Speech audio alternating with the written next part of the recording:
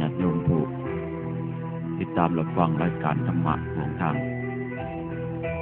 สถานีวิทยุเพื่อพระพุทธศาสนาวัดป่าโนนท์ให้ตำบลโคกสาดอำเภอหนองคุณจังหวัดอุบลทุกท่านทุกคนคือเรา16.50นี่ก็เป็นเจ้าของวันที่7 เดือนธันวาคมพุทธศักราช2554ตัวภาคเศร้าเป็นรายการ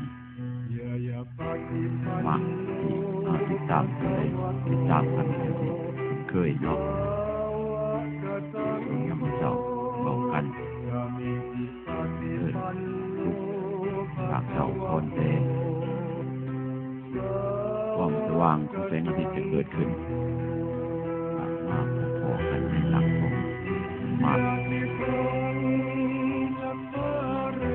ฟังเสียงเทศเสียงธรรมใจมันสว่างใจมันแจ่งก่อนแสงตะเวนเลยมีความคนควายกระลุกขึ้นมาฟังกันฟังเทศฟังธรรมจำวัดจำจิตในศาสนาเพื่อพัฒนาจิตใจตัวเองให้มันผ่องใสพัฒนาจิตพัฒนาใจให้มันผ่องใสให้มันเบิกบานคลายความเศร้าคลายความมองมาได้เป็นผู้ปฏิบัติชอบเป็นผู้ปฏิบัติชอบหรือฟังเป็นอย่างกันนะ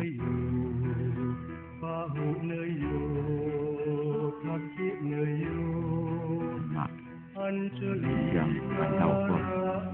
ทำให้จิตผ่องใสทำให้ใจเบิกบานนี่คือเรื่องของธรรมะคือฟังแล้วผู้ใดฟังประจำฟังแล้วก็เฮ็ดนำปฏิบัตินำก็จะได้ความผ่องใสเบิกบานขึ้นมาในจิตในใจบ่ค่อยเศร้าหมองบ่ค่อยกังวลปริโภทนะใจมีธรรมะ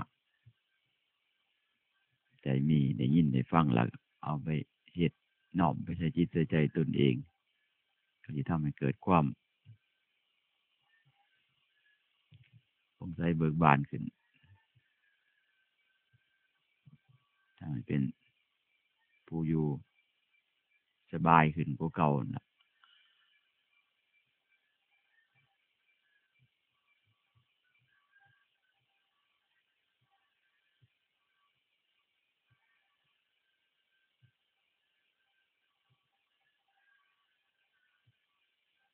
ทำไม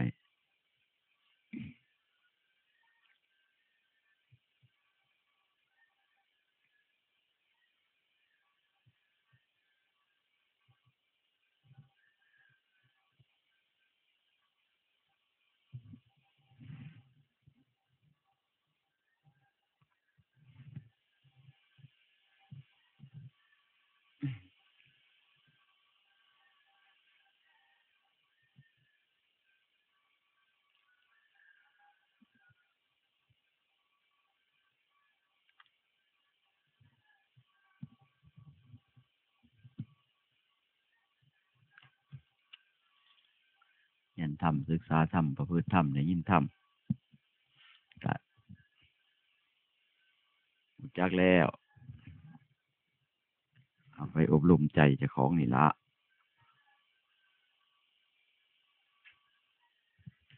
ไปอบรมให้มันมีความเห็นถูกกับความเป็นจริงถูกกับความเจริญออกจากความเสื่อมที่มันมีอยู่เฮาก็ศึกษาธรรมะธรรมดาเฮาธรรมะระดับอบรมจริยธรรมคุณธรรมพื้นฐานอบรมกายวาจาใจเฮานี่ล่ะให้มันอยู่ได้ด้วยความบ่เป็นโทษแก่ตนเองผู้เป็นโทษแก่ผู้อื่นนำส่วนธรรมะลึกซึ้งเป็นหนทางเปลื้องทุกข์ปลดทุกข์ทำจิตให้พ้นไปจากความยุ่งความยากพ้นไปจากความเวียนว่ายตายเกิดก็นี่คือการเปิดให้ฟังคือกันยามมื้อแลง 4 โมง 5 โมง ภาคค่ ที่ธรรมะของครูบาอาจารย์ที่ผู้เป็นมีจิตอันละเอียดมีปัญญาอันสุขุมลุ่มลึกสามารถจะมาชี้แจงอธิบายให้ผู้ใดเป็นนักประพฤตินักปฏิบัติ นักสิทำตนให้มันประพฤติพรหมจรรย์ให้มันสูงยิ่งขึ้นไปคำจะมีอุบายธรรมของครูบาอาจารย์หลายองค์เปิดให้ผู้สนใจรับฟังกันปากเสานี่ก็ ส่วนใหญ่ตั้งแต่นี้เป็นต้นไปก็เป็นเขาคิดกติธรรมธรรมดาเฮานี่ล่ะครอบครัวเอิ้นว่าธรรมะครอบครัวเฮานี่ล่ะครอบครัวคือลูกเต้าพ่อแม่สิอยู่ร่วมกันเฮ็ดจังไดมันสิทำให้เกิดความบ่ขัดเคืองทำให้เกิดความอยู่นํกันแบบบ่หนักจิตหนักใจนํกันแบบมีความร่มเย็นผาสุขนํกันนี่ล่ะ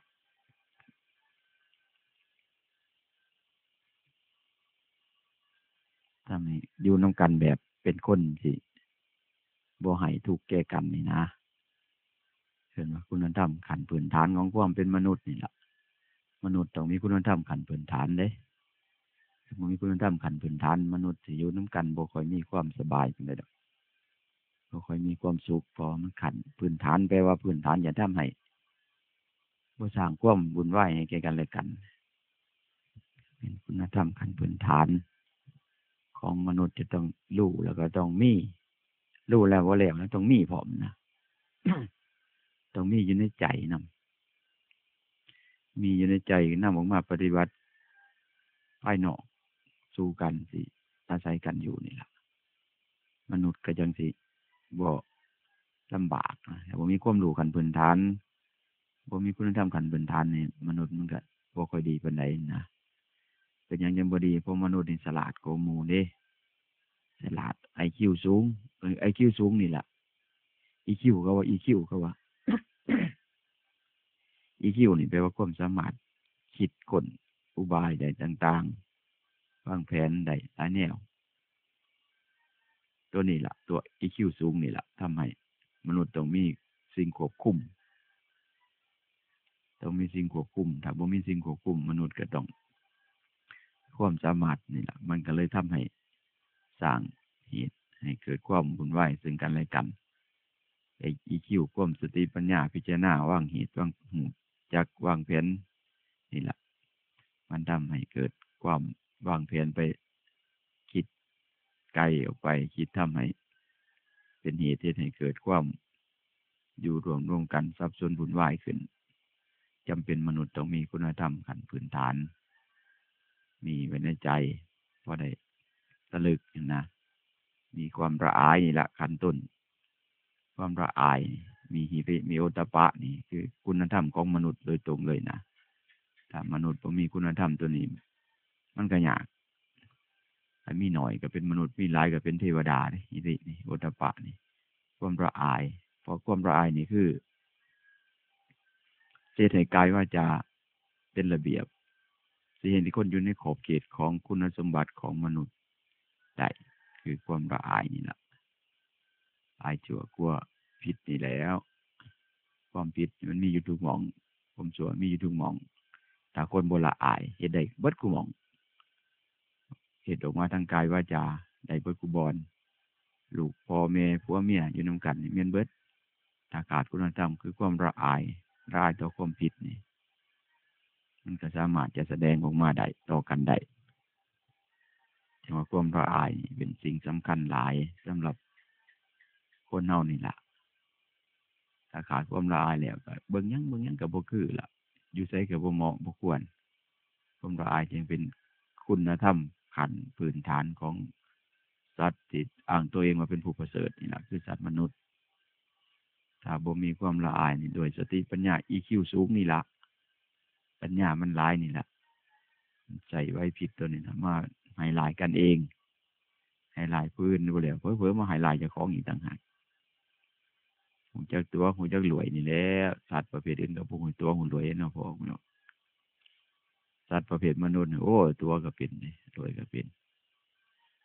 มันมีม่านย่าสาไถหลายตัวมนุษย์นี่ถ้าบ่มีความละอาย เล่ห์เหลี่ยมกลอุบายโอ้ยหลาย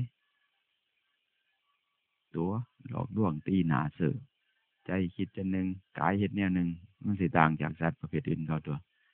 สัตว์ประเภทแนวอื่นใจคิดจะไหนกายเขาเฮ็ดจังซั่นตรงไปตรงมาแต่มันก็บ่ฮู้ผิดฮู้ถูกดอกว่าแต่มนุษย์เฮานี่ตีหน้าได้แนวหนึ่งใจคิดแนวหนึ่งมุ่งแนวหนึ่งทำแนวหนึ่งมุ่งประโยชน์อันหนึ่งมันมีมันยาหลายเป็นหยังจะมีมันยาหลายกิเลสมันนี่แหละสร้างให้เป็นมันยาเหลี่ยมมันนี่แหละมันยาซาไทยนี่คือกิเลสของมนุษย์เมื่อมีมันยาหลายตีหนาขันขาดความละอายแล้วมันก็ทำความ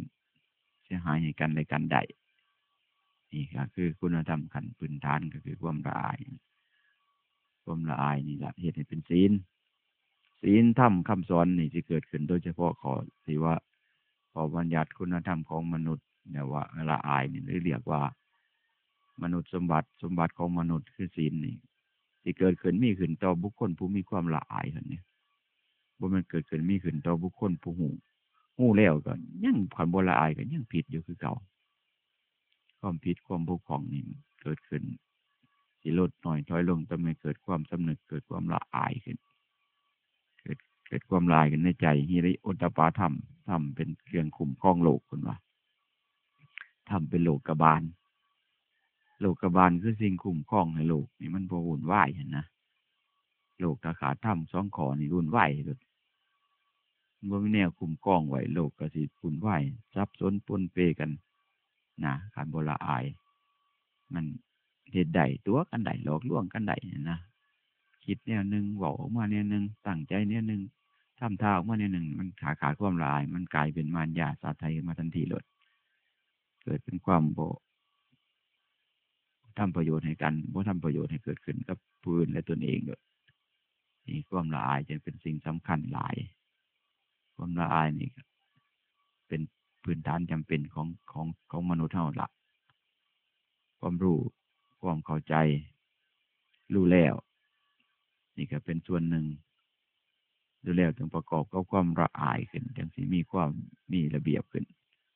โอ้แล้วบ่ละอายนี่โอ้ยากหลายเรียกว่าครูบาอาจารย์เว้าดูสี่โทษสี่ภัยสี่ประโยชน์ให้เห็นให้เฮาเห็นอันรู้ข้อบัญญัติรู้ข้อปฏิบัตินี่ก็เป็นเหตุให้มีทางสิเหตุปฏิบัติถึกถ้ามีความร้ายแต่ว่าตัวหนึ่งควรรู้คือรู้ข้อผิดข้อพลาดรู้ความบ่เหมาะบ่ควร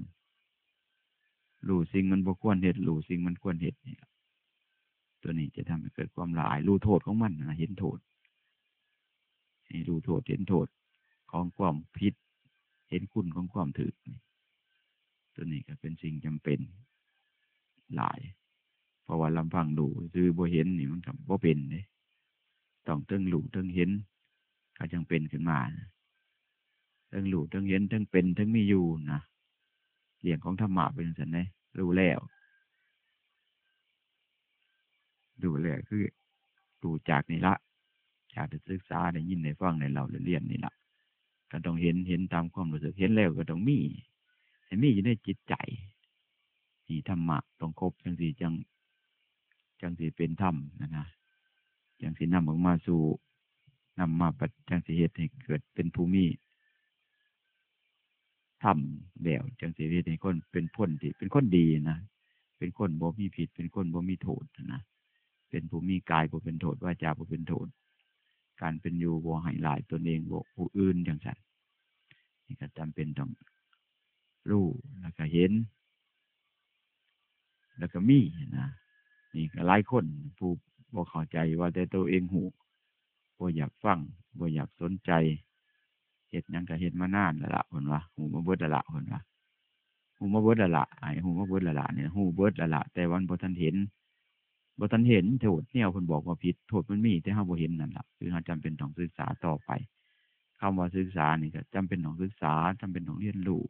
ให้ความรู้สึกนี่แหละศึกษาจิตมันเห็นจิตมันรู้ซื่อๆมันรู้แค่ความรู้สึกมันรู้แค่สัญญาจำได้ไม่รู้มันก็บ่เกิดความละอายเอาก็อ้างว่าแต่เฮาฮู้ก็มีอยู่ดอกบางคนอีหยังก็ฮู้บ่ได้ละเพิ่นว่าแม่นแต่พาสิเทศน์ให้ฮู้บ่ได้ละเพิ่นว่า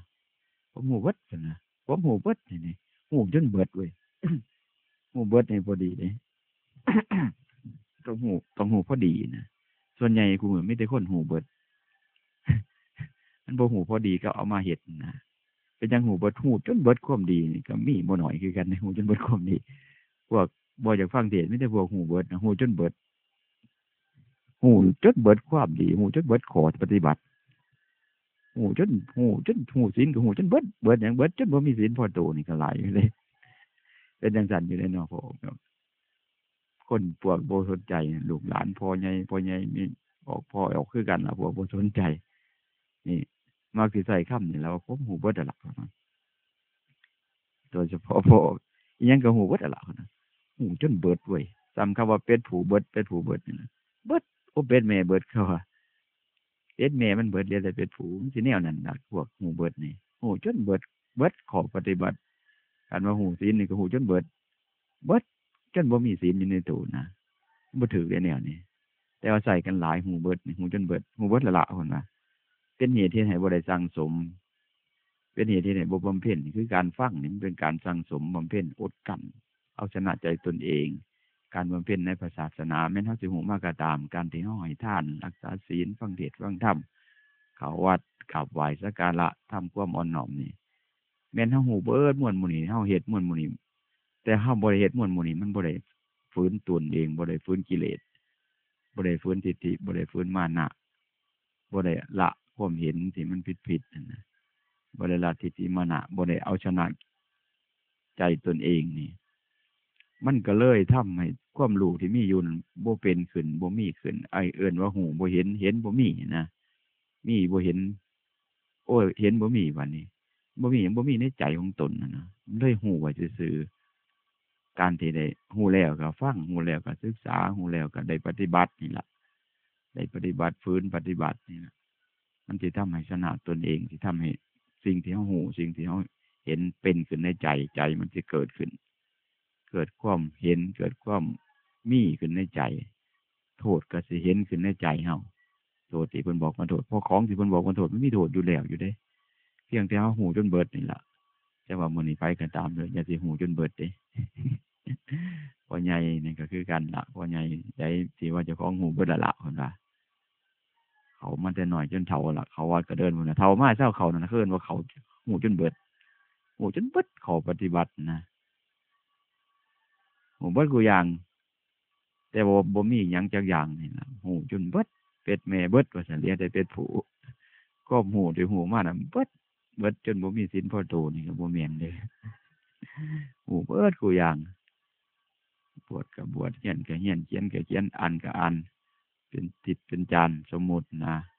หรือไม่ก็เขาวัดเขาว่ามาโจนน้ำได้ยินได้ฟังมาจนเศร้าเขาบ่มันเขาวัดเขาว่าแม่เขาแล้วเศร้าเขานี่ล่ะคืออ้างว่าตัวหูกับหูอีหลีนั่นล่ะอย่างว่าศีลนี่ก็หูกันเบิดทุกคนนะหูมันทั้งหูเบิดนั่นนะ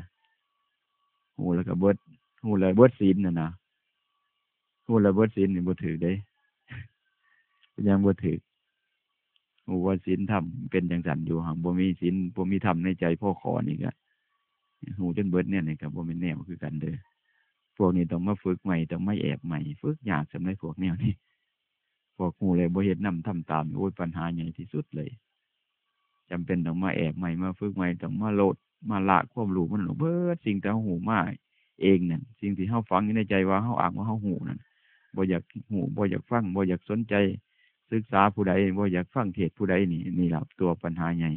มันเป็นการสั่งสมทิฏฐิมานะเป็นการสั่งสมอัตตาเคยเฮ็ดจังได๋ก็เฮ็ดจังซั่นบ่เปลี่ยนแปลงมันเป็นเหตุที่ให้บ่เกิดความละอาย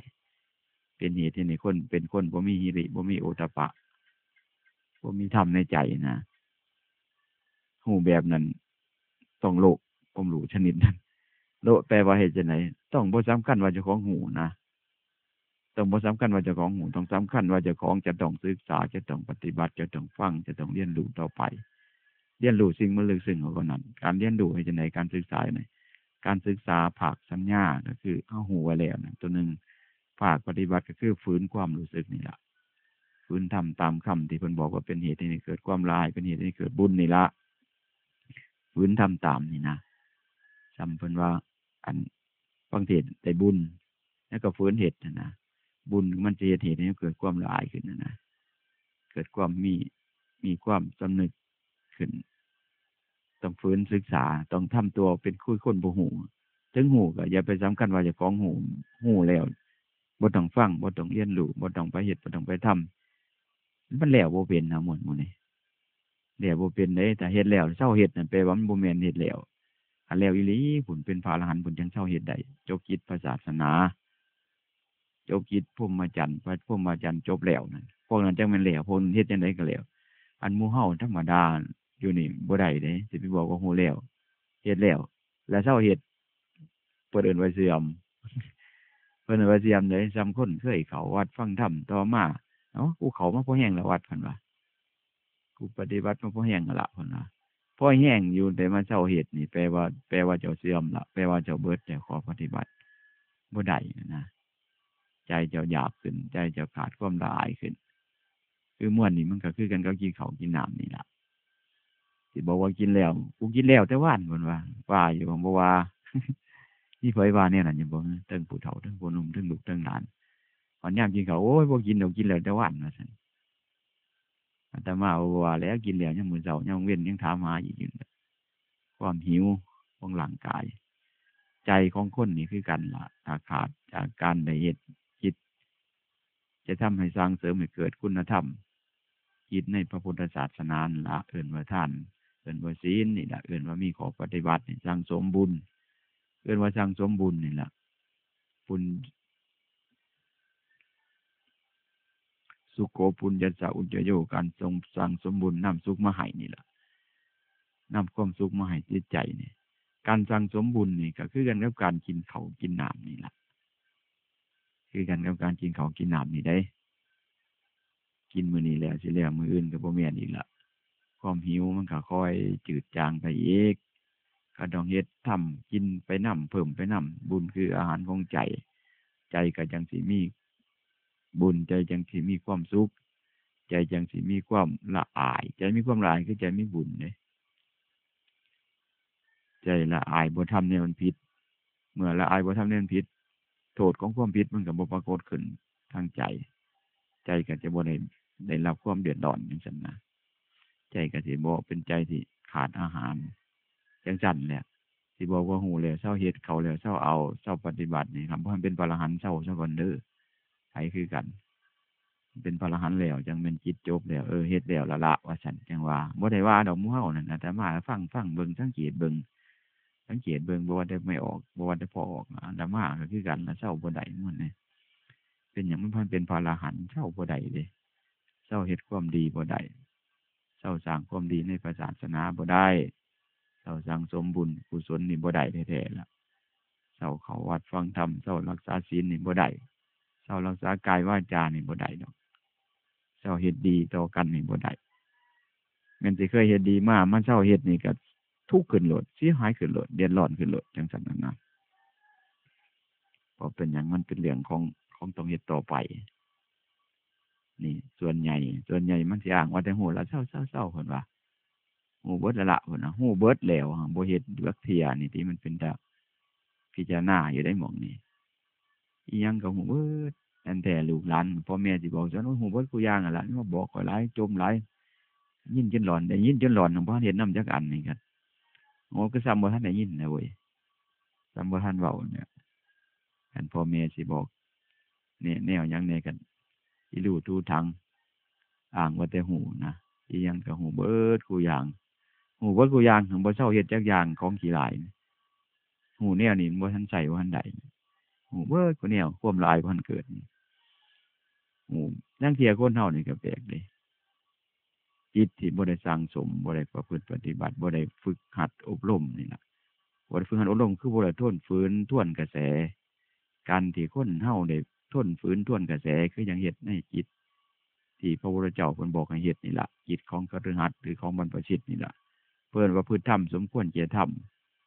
ประพฤติธรรมคือประพฤติตนให้มันเป็นถูกต้องประพฤติธรรมสมควรแก่ธรรมสิเป็นภาคกายนี่ก็ภาคส่วนบุคคลตนเองเพิ่นก็บอกถึงว่าคืออย่างเพิ่นบอกว่าข้อปฏิบัติของ บุคคลผู้ประพฤติธรรมสมควรจะทำก็คือภาคทั้งกายภาคทั้งวาจาอาจารย์เคยบอกอยู่เรื่อยๆนี่ก็จำเป็นต้องประพฤติจำเป็นต้องปฏิบัติเพราะว่าทางกายก็ต้องเฮ็ดอยู่เรื่อยๆมันจังสิฝืนชนะเอาตนเองได้ฝืนชนะกิเลสตัณหากายสุจริตวาจาสุจริตมโนสุจริตจังซี่ความสุจริตทั้งหลายนี่ต้องฝึกอยู่เรื่อยๆนะ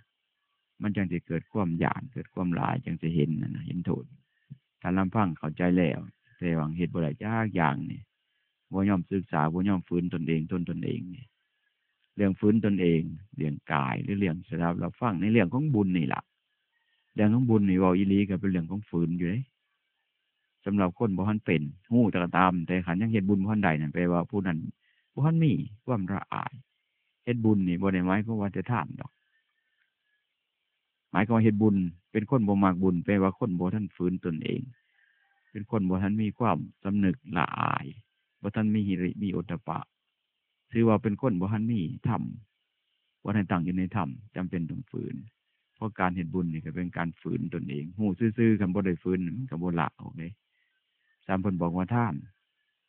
น้ำไม้ศีลไม้ภาวนาไม้จังซี่แค่3ข้อนั่นล่ะบุญกิริยาวัตถุ3ประการเนี่ยมันก็ได้ฟื้นความรู้สึกแหละได้ฟื้นกระแสธรรมชาติได้ฟื้นโลกแหละ3ข้อนี่เด้อท่านน้ำไม้ก็ฟื้นธรรมดาเด้ฟื้นความโลภเฮาล่ะจังได้ทานคันผู้มีความโลภหลายมีความตณีหลายก็ท่านบ่ได้จังซั่นบุคคลผู้ท่านได้ก็คือผู้ได้ฟื้นมันจังท่านได้นี่ก็ได้ฟื้นนี่ตัวนี้สิได้เกิดความหลายเช่นคุณในการฟื้นอย่างศีลไม้นี่ครับการได้ควบคุมกายนี่แหละรักษากายก็ทำให้เกิดความละอายขึ้นเมื่อบ่ได้เฮ็ดความผิดเข้านานเข้าความผิดที่บ่เคยเฮ็ดสิไปเฮ็ดมันก็คือหยาดนี่เกิดมาเกิดความละอายมันก็ได้ฟื้นกระแสธรรมชาติขึ้นจังซั่นนั่นนะถ้าบ่ได้ฟื้นบ่ได้ฝึกมวลหมู่นี้มันก็เป็นเรื่องที่เฮ็ดให้บ่เกิดขึ้นถึงแม้จะฮู้คนใดก็ตามถ้าบ่นำมาปฏิบัตินี่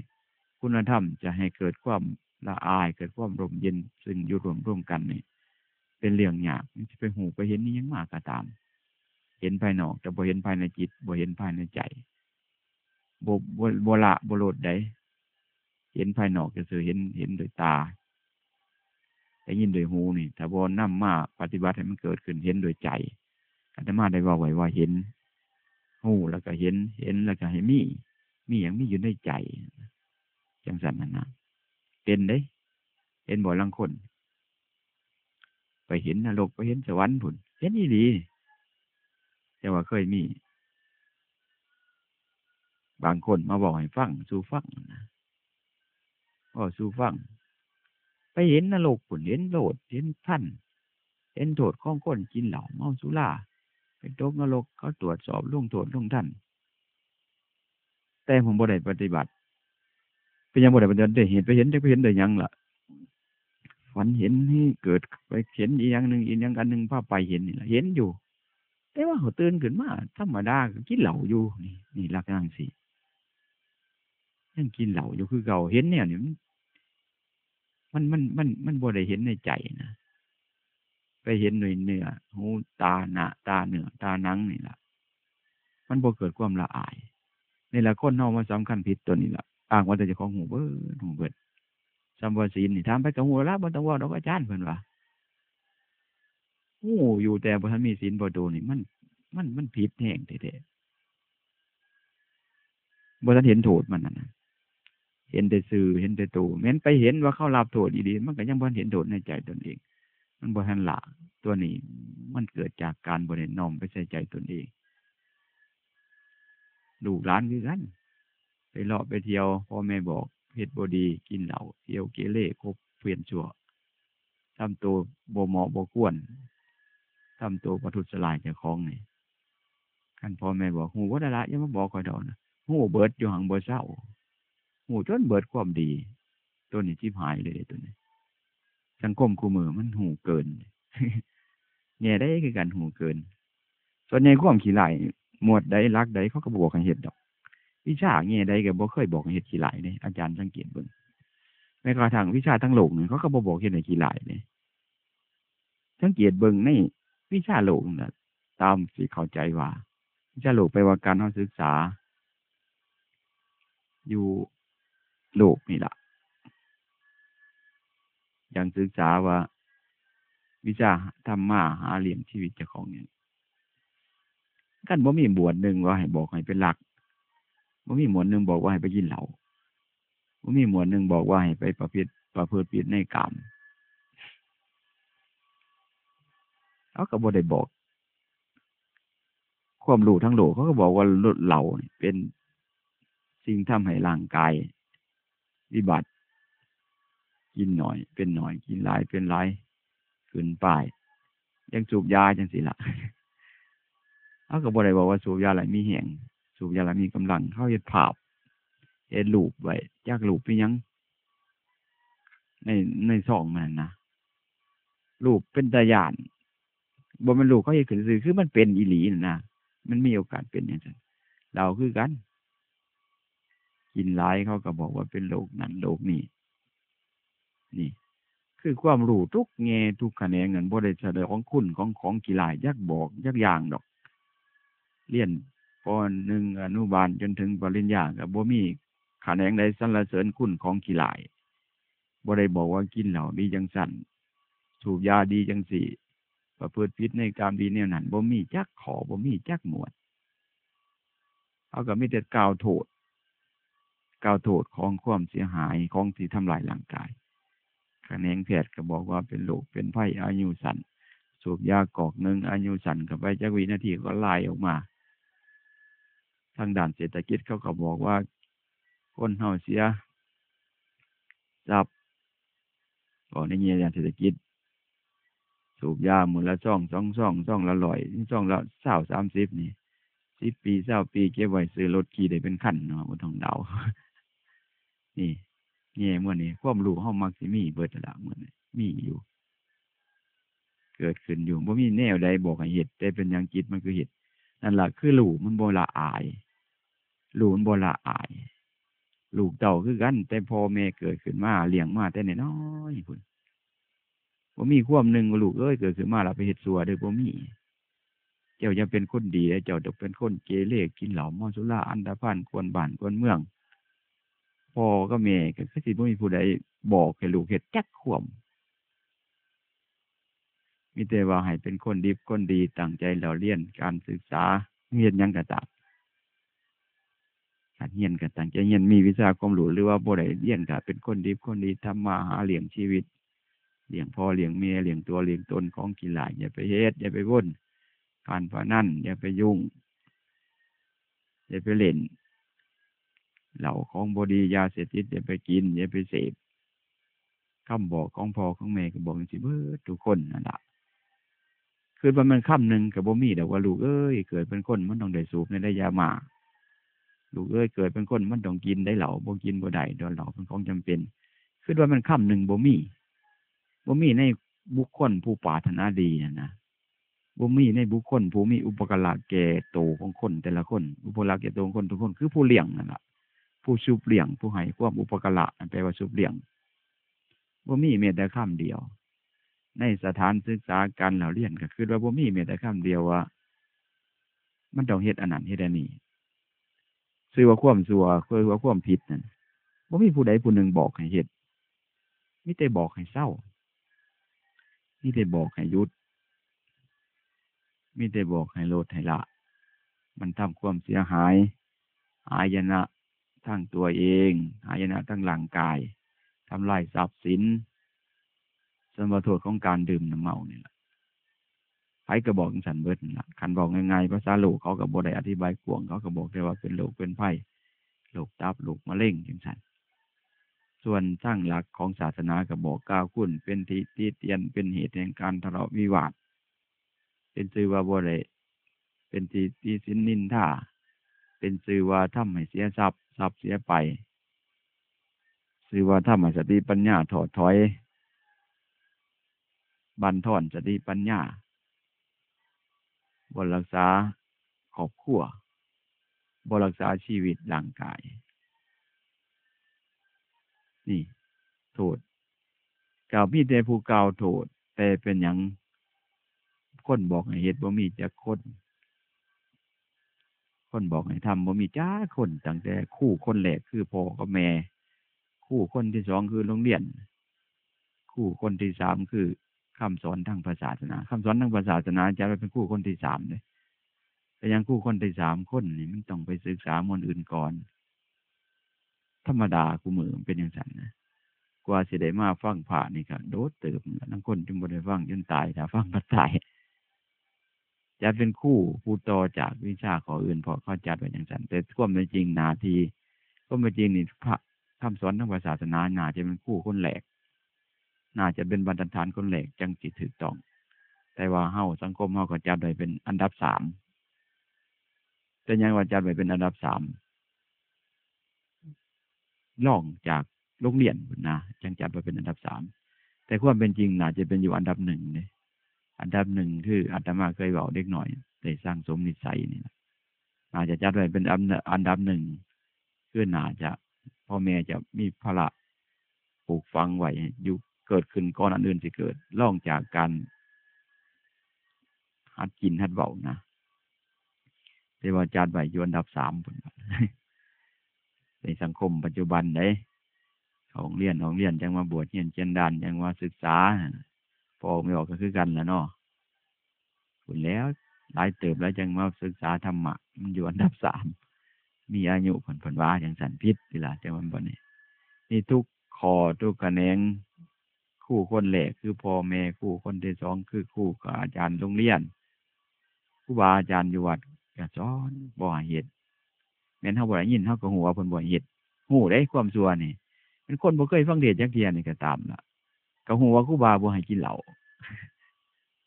ฮู้ว่าพระพุทธเจ้าบ่ให้กินเหล้าบ่ให้ฆ่าสัตว์บ่ให้ลักทรัพย์บ่ให้ประพฤติผิดในกามบ่ให้ตัวนี่คนบ่เคยฟังเทศน์ก็ฮู้อยู่ว่าพระบ่ให้เฮ็ดมื้อนี้ศาสนาบ่ให้เฮ็ดนี่ก็คือฮู้แต่เป็นหยังเฮาคือเฮ็ดนี่มันต้องมาคิดหม้องนี้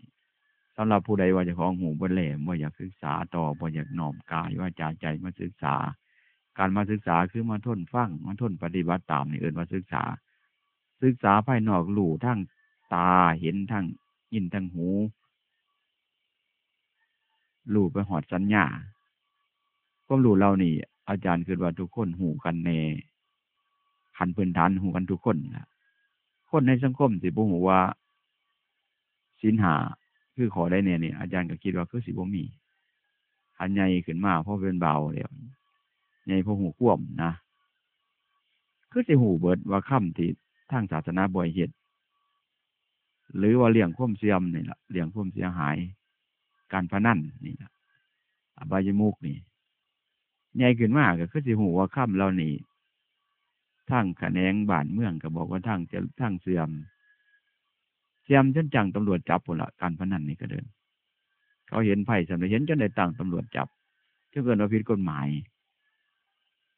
คนทั้งหลายก็คือสิหูกันเบิดทุกคนว่าแต่ใหญ่หูจักความว่าเฮ็ดเล่นนี่มันผิดกฎหมายมันเสียหายจนได้ตั้งกฎหมายห้ามเล่นห้ามผิดนั่นแหละเพราะมันสิทำให้บ้านเมืองวอดวายจนขึ้นปานนั้นก็ฮู้กันทุกคนแต่ว่าก็เบิ่งคนเล่นกันพนันเต็มบ้านอยู่ได้บัดนี้ขนาดว่าโทษเท่าบ้านเขาก็ปรับไว้ถึงแต่ติดคุกปรับไม้ใส่โทษเล่นกันเต็มคือเก่านี่น่ะฮู้ซื่อๆมันมาจากที่พวกฮู้ละนี่ฟังตัวนี้ให้ดีเด้ผู้น้อยผู้หนุ่มก็ตามพ่ออย่าเว้าหลายฮู้เบิดละนี่ล่ะฮู้มันเบิด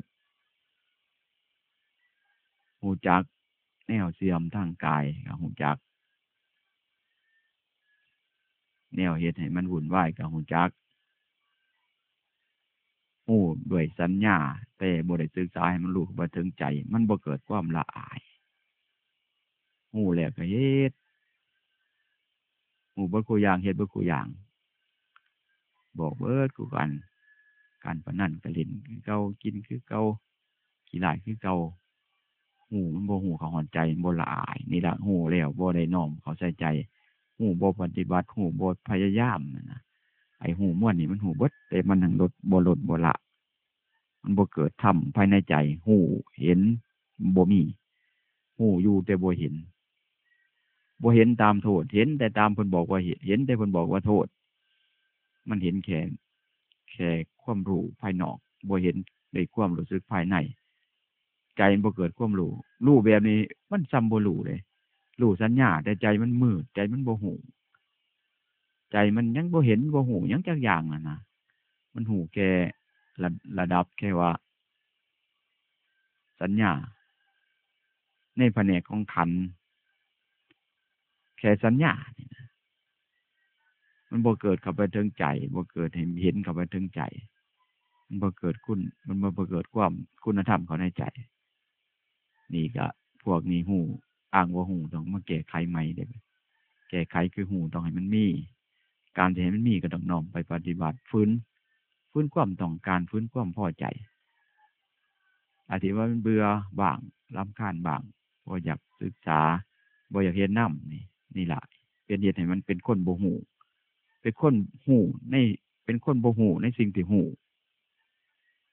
เป็นคนบ่เห็นในสิ่งที่ได้หูมาได้เห็นมาเป็นคนบ่มีในสิ่งที่หูมาได้ยินมาพอบ่มาฝืนตนเองนี่ล่ะบ่ฝืนทำบ่ทวนกระแสตนเองถ้ามันเป็นคนหูบ่หูในสิ่งที่ตนเองหูไปว่าบ่หูเข้าไปถึงความรู้สึกหูแค่สัญญาบ่เห็นในสิ่งที่หูมาก็คือบ่เห็นกับในใจในสิ่งตัวเองได้รู้มาว่ามันมีโทษมันคือบ่หูโทษบ่เห็นโทษมันอีหลีบ่เห็นคุณอีหลีบ่มีในสิ่งที่หูคือบ่มีในใจมันก็เลยกลายเป็นคนบ่มีความละอายกลายเป็นคนบ่ยันความผิดบัดนี้ทั้งที่หูมันผิดในสัญญาที่หูมาแต่ว่าก็เป็นคนบ่ยันความผิดหูเบิดละเพิ่นว่าหาบ่เซากินเหล้าหูเบิดละบ่เซาเฮ็ดซั่วบ่เซาเฮ็ดขี้ร้าย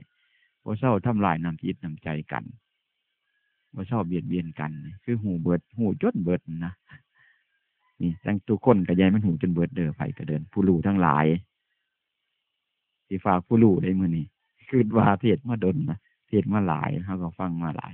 เฮาก็รู้เบิดบ่แม่นแต่เทศแต่ว่าเฮาก็เป็นผู้ศึกษาหูคนส่วนใหญ่บ่อยากฟังเทศนี่มักสิอ้างว่าตัวเองหูมักสิมีมานะตัวนี้ว่าตัวเองหูเบิดแล้วบ่อยากฟังบ่อยากไปวัดนี่ก็เอิ้นว่าไปมาแล้วบ่อยากทำบุญก็ทำมาแล้วนะบุญกูก็ทำมาละพุ่นนะวัดกูก็ไปแล้วล่ะไปจนเฒ่าคือว่า นี่หูกับหูเบิดนั่นล่ะพุ่นนะหูเบิดก็ไปเถียงกันสู่เพิ่นก็หูอีหลีนเด้หูอีหลีแต่หั้นบ่มีบัดหูอยู่บ่มันบ่เกิดขึ้นย้อนเฮาบ่ฝืนตนเองเด้ออาจารย์สิบอกทุกๆคนผู้เฒ่าคือกันผู้น้อยคือกันผู้หนุ่มคือกันลูกหลานก็คือกันพ่อแม่สิบอกสิกล่าวก็หูเบิดนั่นล่ะพุ่นนะหูเบิดนั่นล่ะหังบ่เซาเฮ็ดจักอย่างนั่นล่ะคือมันบ่ทันหูบ่หูยิ่งกว่าบ่หูอีกนะมันยิ่งขึ้นไปคือมันยิ่งกว่าบ่หูเข้าไปอีกคือมันมืดเลยทั้งในบ่เห็นโทษเลยนะคันอ่านได้ยินได้ศึกษามาแล้วแต่ว่ามันยังเฮ็ดอยู่นั่นแปลว่ามันจังต้องมันยังบ่ทันมีหยังเลยความรู้ภายในจิตนั่นน่ะความรู้ภายในความรู้สึกนั่นมันบ่ทันมีจำเป็นต้องมาศึกษาเพิ่นจังเอิ้นว่าปฏิบัติธรรมสมควรแก่ธรรมจำเป็นต้องมาปฏิบัติธรรมของตนเองนี่ล่ะธรรมของผู้สิทำให้เกิดความรู้เกิดความละอายนี่ผู้สิเกิดความรู้ความละอายก็คือธรรมของคฤหัสถ์เฮานี่ก็ต้องศึกษาให้มันมีศรัทธาให้มันมีความยินดีมันจึงสิเกิดความละอายฮู้แล้วบ่ยินดีเหตุคือฮู้แล้วบ่ยินดีมันก็เลยบ่มีความละอายบ่ศรัทธาฮู้แล้วบ่ศรัทธานี่ล่ะเอิ้นฮู้แล้วบ่ยินดีสิปฏิบัติบ่ยินดีสิเห็นบ่ยินดีสิได้ฟังนี่มันเลยกลายเป็นเหตุให้ฮู้บ่มีศรัทธาบ่มีศรัทธาในความดีบ่ศรัทธาในคำสอนนี่คือครับบ่ศรัทธาในความดีเด้ฮู้อยู่แต่บ่ศรัทธานี่แหละปัญหามันอยู่หม้องนี้บ่ศรัทธาสิเฮ็ดนำแปลว่ามันบ่เห็นคุณมันบ่เห็นฮู้บ่เห็นบ่ศรัทธาเป็นหยังมันมองบ่เห็นประโยชน์เป็นหยังมันจึงบ่มองเห็นประโยชน์เพราะมันถือความทิฏฐิมานะปิดบังไว้ถือทิฏฐิมานะได้ปิดบังไว้พวกฮู้พวกบ่มีศรัทธาทิฏฐิมานะคือความสำคัญหมั่นหมาย ยึดในทิฏฐิคือความเห็นตนเองว่าบ่จำเป็นมันถึงตัวนี้ปิดบังไว้ปิดบังใจไว้ปิดบังบ่ให้มองเห็นคุณตามเป็นจริงบ่ให้มองเห็นโทษตามเป็นจริงทิฏฐิมานะอัตตานี่แหละทิฏฐิมานะของคนนี่แหละมันปิดบังตาสติปัญญาตาจิตตาใจความถือตัวถือตนถือว่าตัวเองเก่งตัวเองหูตัวเองมีความสามารถรับผิดชอบตัวเองนี่เรื่องของสิทธิเรื่องของมานะมันปิดบังความจริงปิดบังความดีปิดบังความถูกต้องปิดบังบ่ให้มองเห็นคุณสิ่งที่เป็นคุณปิดบังบ่ให้มองเห็นโทษสิ่งที่เป็นโทษปิดบังไว้แม้นเฮาสิเรียนมาหลายปานใดก็ตามถ้าเฮาบ่เป็นคนประพฤติธรรมสมควรที่ทำเพื่อลดละทิฏฐิมานะให้มันเกิดศรัทธาขึ้นมันจะปิดไปหมดทุกอย่างสมัยกูมื้อนี่ปัญหาตัวนี้ล่ะมีมาแฮงคือทิฏฐิมานะนี่ล่ะบ่แม่นแต่ว่าผู้ใหญ่ได้ทิฏฐิมานะนี่น้อยก็มีทิฏฐิมีมานะเด็กน้อยยังมีทิฏฐิมานะหลายกูมื้อนี่เป็นหยังทิฏฐิมานะหลายได้ลูกหลานเฮากูมื้อนี่แต่ว่ามื้อนี้ผู้ใดฟังอาจารย์ลดละเด้อเป็นหยังทิฏฐิมานะคันพ่อแม่บอกสอนพ่อแม่อบรมสั่งสอนแน่ก็อย่ามาญาติน้องข่อยข่อยเอาตัวเองข่อยได้อยู่ดอกนี่ล่ะคือว่าทิฏฐิมานะเชื่อมั่นในตัวเองเชื่อมั่นในความรู้สึกตัวนี้เป็นอาธรรมเด้อลูกหลานของทุกคนกะยาข่อยดอกข่อยใหญ่ล่ะข่อยเอาตัวเองข่อยได้อยู่ดอกบ่ต้องมาบอกมาสอนข่อยดอกบ่ต้องมาญาติน้องข่อยดอกบ่ต้องมาว่าซ่าข่อยดอกโตไปโตมันใหญ่บ่คือคนน่ะล่ะนี่ล่ะคือโตมันพาหายนะทิฏฐิมานะเกิดมื้อวานนี่ไปเสียมั่นเจ้าของจนเอาตัวเองได้โอ้ยทิฏฐิมานะมันปิดบังความจริงปิดบังความถูกบ่ให้เฮาเห็นความถูกบ่ให้เห็นความผิดบ่ให้เห็นโทษบ่ให้เห็นคุณตัวนี้ล่ะตัวมารอันหนาตึบปิดบังคนเฮ็ดดีบ่ได้รู้ดีตั้งอยู่ในดีบ่ได้หรือว่าบ่รู้ก็ตามเป็นคนบ่มีความละอายตั้งอยู่ในฐานแห่งความดีเป็นคุณธรรมพื้นฐานบ่ได้เพราะตัวนี้ตัวเดียวนี่ล่ะนี่คือตัวเหตุใหญ่ที่สุดของคนทุกคนคือทิฏฐิคือมานะความเสียมั่นเจ้าของนี่ล่ะบ่แม่นเสียมั่นผู้อื่นเสียมั่นว่าเจ้าของเก่งเจ้าของเอาตัวรอดเจ้าของเอาตัวได้นี่ล่ะเสียซื่อๆได้มาเจอเขาคือเก่าเสียซื่อๆหางเฮ็ดบ่ได้ตามที่ตัวเองว่าเป็นหยังจังเสียซื่อๆตัวไปตัวมันเพิ่นว่าข่อยใหญ่แล้วล่ะเพิ่นว่าอยู่บ่ต้องมาญาติน้องข่อยดอกเอาไปมันบ่ต้องมาบอกกันบ่ต้องมาสอนกันบ่ต้องมาเบิ่งมาแย่งกันเพราะมันมั่นใจว่าเจ้าของสิเอาเจ้าของได้มั่นใจว่าจะเอาเจ้าของไปสู่ความชีวิตไปสู่ความสะดวกได้บัดจังเที่ยมันเจอเขามากกว่ามั่นใจซื่อๆบัดเจออีหลีเพิ่นบ่มั่นเด้หายงุยๆบัดนี้ซ้ำพวกเฮ็ดบ่ดีนี่แหละพวกเฮ็ดแนวบ่ดีนี่แหละลูกหลานนี่เก่งแท้ๆยามบอกมั่นใจในทิฏฐิมานะซ้ำว่าไปเฮ็ดแนวมันผิดกฎหมายเล่นกันพนันบ้างเสพฟินเสพติดแนวมันผิดกฎหมายบ้างเก่งแท้ๆบัดถึงตำรวจจับแล้วบัดบ่แม่นเด้บัดหายงุยๆโลมากก็เก่งคือเก่าอีกโง่หายน้ำตาพังเหงาๆเลยบัดนี้มีผู้ใดผู้หนึ่งบอกว่าจะบ่ต้องมาไทยข่อยเด้อข่อยอยู่ผู้เดียวข่อยได้ดอกบ่มีจักคนบ่มีอาตมาได้ยินมาบ่มีนะคือทางอื่นสิมีอยู่บ่จักบอกว่าเก่งๆนี่ล่ะสมมุติเนาะบ่สมมุติแล้วมันก็มีอีหลีนล่ะคือตัวไปตัวมันดอกบัดมันพลาดไปนะยามว่าเล่นกันพนันนี่ล่ะกินของมันผิดกฎหมายจังซี่ยาบ้าจังซี่นะแต่ย่ามบอกมีอ้างทิฏฐิมานะว่าตัวเองเอาตัวไหลตัวหลอดบ่มีหยังตัวไปตัวมันดอกนะ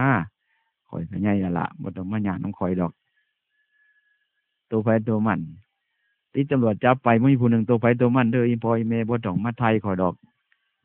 ข่อยเอาตัวข่อยหลอดดอกบ่มีจักหลายนั่งตาแป๊บๆนั่งท่าพ่อแม่สิไปไทยออกมา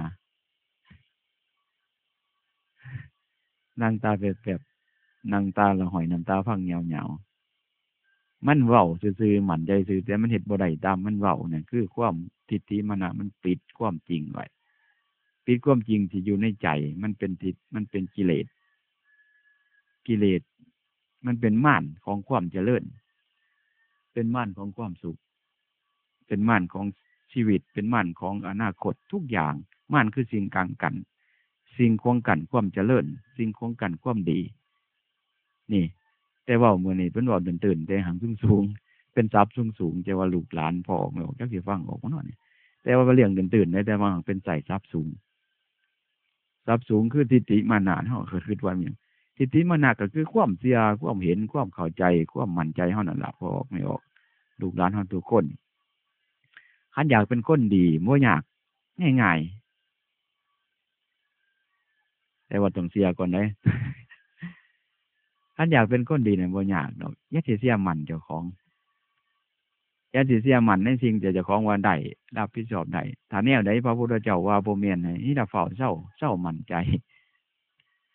เศร้าเสียว่าสิไปได้เฮ็ดได้นะคันแนวใดนักปราชญ์ผู้รู้บัณฑิตทั้งหลายที่เฮาฮู้มานั่นว่ามันผิดนั่นเฮาได้เฝ้าถอนความเห็นว่ามันเฝ้าถอนความเห็นออกเฝ้าคายออกที่ว่ามันบ่เป็นหยังนั่นอันตัวว่าบ่เป็นหยังนี่เศร้าเอาออกแน่นอนเป็นคนดีกันทันทีมีคุณธรรมขึ้นทันทีเลยปัญหามันผู้เจ้าบอกว่าผิดเท่ากับยังว่าบ่เป็นหยังนี่ล่ะคือทิฏฐิมานะบ่เป็นหยังดอกตกกระยามดอกนรกนี่ล่ะบ่เป็นหยังดอกเฮ็ดผิดบ่เป็นหยังดอกทิฏฐิมานะคือตัวสำคัญแม่นแท้คือว่านั่นยุคปัจจุบันนี่มันเป็นการสั่งสมลูกเต่าเราหลานมันเกิดมาน้อยพอแต่ออกเรียนป .4 บ่ทันออกกำลังคนบ่อยากเฮ็ดนำผู้ใดล่ะอยากเอาแต่ใจตนเองว่าแต่ตนเองเก่งตนเองฮู้เบิดรับผิดชอบตนเองได้กฎหมายเขาวางไว้18 ปีเพิ่นได้ลูกหลานนี่บ่แม่นว่าบรรลุนิติภาวะสามารถใส่ความคิดเจ้าของได้18 ปีได้ลูกหลานแต่บางคน18 ปียังใส่บ่ได้เลยเป็นหยัง18 ปีบ่มีคุณภาพ17 ปีแบบหยัง17 ปีใส่บ่ได้อาจารย์เดี๋ยวเปรียบหลักของศาสนามื้อนี้เว้าเพื่อบ่ให้ลูกหลานใส่ความคิดเจ้าของไปคือกันล่ะบ่อยากให้ใส่ความคิดเจ้าของหลายอยากให้ใส่หลักของศาสตร์แห่งความเจริญอยากให้ใส่หลักพิจารณาตามศาสตร์แห่งความเจริญบ่อยากให้ใส่ทิฏฐิมานะตนเองบ่อยากให้เฮ็ดนำทิฏฐิมานะเจ้าของจักสิถึงความเจริญก็ถึงว่าตามกฎหมายชาวโลกเขาก็ว่า18 ปีเขาจังให้ใส่สิทธิความคิดเจ้าของคือบรรลุนิติภาวะเป็นความคิดแบบละเอียดมีความบกพร่องน้อยมีความถูกต้องหลายสมควรใส่ความคิดใส่แนวนโยบายตนเองได้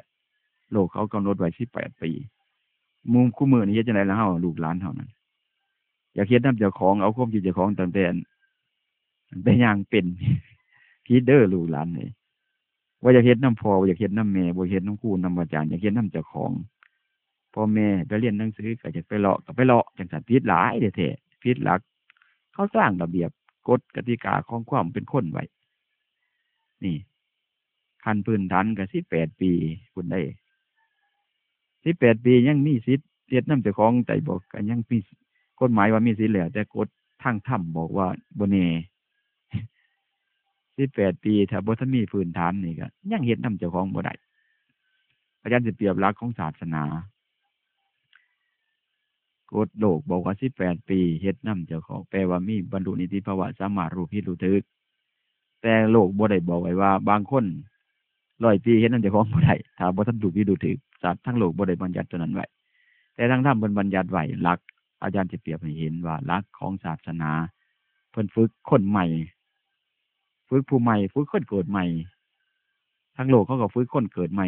คือผู้กำลังเกิดนี่แหละเกิดขึ้นมายังเป็นเด็กน้อยเนี่ยบ่ทันถึง18 ปีนะผู้ใหม่ทั้งศาสนาก็ฝึกคนเกิดใหม่ฝึกลูกคือกันนะโลกเขาก็ฝึกลูกผู้มาสู่โลกใหม่ทั้งศาสนาก็ฝึกผู้มาสู่ธรรมใหม่มีระเบียบวางไว้คือไผมาสู่ธรรมพระมาบวชนี่แล้วพระสงฆ์เน้นมาบวชนี่เอิ้นว่ามาเกิดได้พระสงฆ์เน้นมาบวชเอิ้นว่ามาเกิดเพิ่นก็วางหลักไว้คือกันทั้งโลกว่าบรรลุนิติภาวะทั้งธรรมเพิ่นว่านิสัยมุตตะอันเดียวกันนี่ ทั้งโลกนั้นบ่ทันบรรลุนิติภาวะบ่ทันได้เฮ็ดนำเจ้าของลูกหลานเฮาฟังเบิ่งแล้วก็คิดเบิ่งเด้อเฮาได้ปฏิบัติถูกโลกถูกธรรมบ่การบ่ถูกโลกนี่บ่ถูกนี่บ่เจริญเด้ทางโลกบอกว่าบ่ให้เฮ็ดนำความคิดทางธรรมก็ว่าบ่ให้เฮ็ดนำความคิดนั่นล่ะคือยังใส่บ่ทันได้บ่ทันเป็นที่รับรองนิสัยมุตตะบ่ทันพ้นนิสัยต้องอยู่ในความดูแลคุ้มครองของครูของอาจารย์ของพ่อของแม่พระก็มีพ่อแม่กันได้พ่อก็คืออุปชาหรือว่าแม่ผู้มาเลี้ยงดูผู้อุปการะก็คือครูอาจารย์ผู้ให้นิสัย5 ปีพระเพิ่นมาเกิดแล้วต้องอยู่ในดูแลของครูของอาจารย์5 ปีจักพ้นนิสัยมุตตะถ้าผู้พ้นเด้ถ้าผู้บ่พ้นไม่100 ปีก็บ่พ้นว่าไปจังซี่บัดนี้เป็นหยังจังเพียผู้พ้นผู้ปึกผู้หนาผู้หยาบเป็นหยังมันก็มีหลายอย่างปึกหนาหยาบ1เป็นคนบ่ละอายชั่วบ่เห็นความผิด2เป็นคนบ่รู้อาบัติหนักอาบัติเบาบ่รู้โทษหนักโทษเบานี่พวกนี้บ่ฮู้3เป็นคนหาซื่อๆหาบ่อยู่เป็นจรจัดแนวใด5 ปีอยู่หาบ่อยู่จักหม่องบ่อยู่หม่องเก่าจักหม่องมันก็เลยบ่มีนิสัย บ่รู้บ่ได้ศึกษาบ่ได้อดบ่ได้กั้นบ่ได้ทนบ่ได้ฝืนทิฏฐิบ่ได้ฝืนความเห็นบ่ได้ฝืนทิฏฐิมานะตนเองบ่ได้เอาชนะตนบ่ได้เอาชนะเจ้าของการที่บ่ได้อยู่ในครูในอาจารย์การที่ผ่านพ้นไปได้ซื่อแต่ไปตามใจนี่คือบ่ได้ฝืนตนเองไปตามใจพวกนี้จัดว่าพวกบ่พ้นนิสัยบ่ได้นิสัยบ่มีนิสัยมุตตะหลักทางธรรมเพิ่นว่าจังซั่นมันก็แม่นอีหลีเด้มันบ่ได้ทนฝืนบ่ได้ฝืนใจบ่ได้ฝืนทิฏฐิบ่ได้ทำลายทิฏฐิบ่ได้ทำลายมานะพวกนี้เพิ่นเอิ้นว่า1บ่มีความละอายบ่รู้ธรรมบ่รู้วินัยบ่รู้อาบัติหนักอาบัติเบาบ่ได้ถูกครูอาจารย์เกี่ยวไขว่าบ่ได้รู้อาบัติหนักอาบัติเบานี่คือบ่ฮู้ผิดบ่ฮู้ถูกบ่ฮู้ดีฮู้ชั่วนี่ล่ะแม้100 ปีก็ต้องนิสัยบ่พ้นเพิ่นว่า100 ปีได้บ่พ้นส่วนธรรมก็ฮู้ไว้ซ้ำนี่ล่ะมื้อนี้เพราะว่าบ่ได้เว้าเรื่องบ่ได้เว้ากับพระแต่เปรียบให้เห็นซื่อๆบ่ได้เว้ากับพระสงฆ์นี่ก็คือเปรียบให้เห็นว่าทางพระพุทธเจ้าเพิ่นก็สอนลูกเพิ่นจังซั่นทางศาสนาครูบาอาจารย์อุปชฌาย์อาจารย์ก็สอนลูกคือผู้มาเกิดใหม่ผู้อ่อนไหวผู้เยาว์ไหวส่วนทางโลกเฮานี่ก็คือกันในลูกหลานเฮาทุกคนอย่าสิมั่นใจเจ้าของเด้ทิฏฐิมานะผิดหลายเขาก็เจ้าบอกว่า18 ปี18 ปีนี่บ่แม่นบ่เฮ็ดนำไผตลอดได้มือเกิดจนฮอด18 ปีก็สิว่าตนเองเป็นผู้ใช้ความคิดถูกต้องแล้วเป็นผู้ใหญ่แล้วบ่ทันใหญ่บ่ทันมีนิสัยก็สิว่าตัวเองสามารถบริหารตนเองได้บ่ต้องห่วงบ่แม่นคัน18 ปีที่ผ่านมาเฮ็ดนำผู้อื่นบ่ทันได้บ่อยู่ในโอวาทคำสอนของผู้ใดเฮ็ดตามใจตนเองมาตลอดนั่นคือสร้างสมทิฏฐิมานะบ่ทันได้ฝืนตนเองบ่ทันได้ทรมานตนเองบ่ทันได้เอาชนะตนเองบ่ได้ทำลายความเห็นทำลายทิฏฐิมานะยังเป็นคนตามใจเอาใจเป็นประมาณ18 ปีก็18ซื่อๆสัมภะบ่ได้นิสัยมุตตะสัมโยมบ่พ้นบรรลุนิติภาวะคือกันบ่บรรลุนิติภาวะเด้แต่ว่าเขาบ่บอกไว้ดอกแต่อาจารย์สิบอกในคะแนนของโลกเขาบ่บอกว่าบุคคลผู้บ่มีนิสัยเอิ้นว่าผู้บ่บรรลุนิติภาวะใส่ความคิดตนเองบ่ได้ใส่พฤติกรรมตนเองบ่ได้ต้องมีการควบคุมดูแลตลอดไปจนกว่าชีวิตจะดับสิ้นเขาบ่ได้เว้าไว้แต่อาจารย์สิเว้า เป็นหยังสิเว้าเพราะคู่มือมันเสียหายอยู่เพราะผู้บ่มีคุณธรรมสิบรรลุนิติภาวะแต่ไปใส่ว่าตัวเองบรรลุนี่ล่ะ1ล่ะอายุวันถึงพวกอายุวันถึงนี่ในหลักของโลกเขาก็บอกว่าจะต้องฝ่าใส่ความคิดเจ้าของเด้อย่าฝ่าใส่ความเห็นเจ้าของบ่ใส่ความเห็นเจ้าของใส่ความเห็นผู้ใดใส่ความเห็นผู้เพิ่นปรารถนาดีซะก่อนใส่ความเห็นผู้ปรารถนาดีจังได๋เฮ็ดนำเพิ่นซะก่อนเฮ็ดนำไผเฮ็ดนำผู้หวังดีไผผู้หวังดีก็พอแม่ครูอาจารย์พวกนี้พวกหวังดีพวกอยากให้ดีบอกให้ดีเฮ็ดให้ดีเฮาคันบ่ทันถึงนี่เกณฑ์คันแรกบ่ทันถึง1อายุบ่ถึง18 ปีอย่าเด้อย่าลืมนะ ขันอยากเจริญบานในพวกถึงที่แปดแล้วถ้าบ่มีคุณธรรมขันต่อไปยังผ่าบ่มีความละอายบ่รู้อาบัติหนักบ่หูอาบัติเบาบ่หูเนี่ยเป็นโทษบ่หูเนี่ยเป็นคุณนี่ก็ยาใส่ความคิดเจ้าของแม่นสิ100 ปีก็ใส่นำผู้คนหวังดีนั่นล่ะห่วย100 ปีไปสิหวังดีพอกตัญญูจากพระผู้หวังดี พระเพิ่นบวชก็มาเพิ่นก็หวังดีต่อพวกหมู่นี้ฮะใส่น้ำเพิ่นอย่าใส่ความคิดเจ้าของเพื่อใดพวกบ่ทันหูความละอายบ่ทันมีความละอายแปลว่าบ่หูละอายต่อความผิดแม่นเจ้าสิ18 ปีผ่านไปแล้วก็ตามบัดนี้30 ปี40 ปีก็ตาม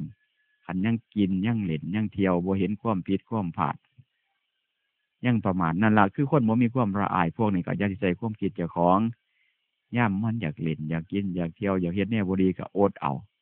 เพราะว่าเฮาบ่พ้นนิติภาวะเด้บ่บรรลุนิติภาวะได้พวกนี้เป็นหยังบ่บรรลุนิติภาวะคือรักษาคุ้มครองตนเองบ่ได้คำว่าบรรลุไปว่าคุ้มครองสามารถคุ้มครองตนเองได้บ่ต้องอาศัยผู้อื่นคุ้มครองให้ปกป้องดูแลรักษาเฮาปกครองตนเองบ่ได้เฮายังบ่เห็นโทษแห่งความผิดซ้ำเพิ่นว่าพระ5 ปีก็ยาท่านบ่ย่านความผิดเจ้าก็ดูแลตัวเองบ่ได้เจ้ายังสิไปสู่ความวิบัติถึงความหายนะเพิ่นว่าเพิ่นก็เลยว่าแม่ร้อยพรรษากับบ่หลุมบ่พ้นนิสัยมุตตะคือต้องให้หมู่ควบคุมต้องให้หมู่ดูแลนี่มามองนี่หมู่เฮาทุกมื้อจำไว้เด้อลูกหลานหรือไผคือกันน่ะพ่อไม่ออกทุกคนคันผู้บ่ถึง18 ปีนี่ก็ฟังผู้เพิ่นพ่อผู้แม่ซะก่อนเด้อฟังซะก่อนแม่นเฮาสิบ่ถือกะยาเท่านั้นเป็นเครื่องปิดบังความจริงปิดบังความดีเอิ้นว่าทิฏฐิเอิ้นว่ามานะเฮาก็อย่าสิเฮ็ดนำคันบ่คันเฮ็ดนำเพิ่นนั่นตลอดบ่ได้ดีดอกเป็นหยังบ่ได้ดีทิฏฐิมานะพาคนไปสู่ความหายนะบ่พาคนไปสู่ความเจริญบ่พาคนไปสู่ความอยู่เย็นเป็นสุขถึงที่สุดตายไปบ่พาคนไปสู่สวรรค์ทิฏฐิมานะพาคนไปสู่นรกเด้ปัจจุบันก็พาคนไปสู่ความทุกข์